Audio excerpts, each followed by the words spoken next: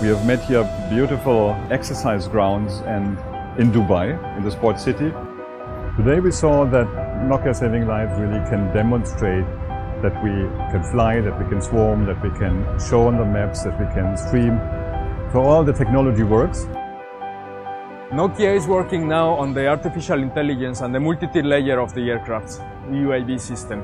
So we are planning to launch in the near future this concept commercially, and we expect that our smart city customers and our industrial customers will be very happy and very pleased with what we are bringing to the market.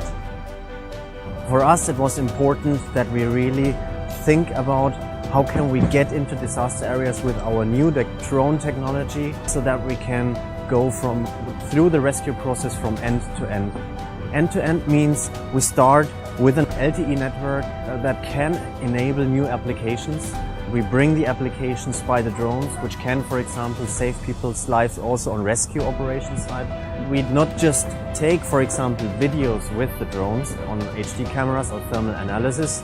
We use the data in our data and video analytics that is generated by the drones, therefore generate analysis, extracts and results for the rescue operation teams so that they can go more effectively and more efficiently into the field and rescue the people in case of large disaster scenarios. We have been today in the Drones for Good award in Dubai City, and we were very fortunate to win the first prize. Our drones were performing excellent. We were flying a swarm of drones on top of the stage and performing monitoring and rescue mission for disaster, helping Nokia Saving Lives to become the non-profitable best project from Nokia. Nokia Saving Lives team, I think, is extremely proud that we have achieved that.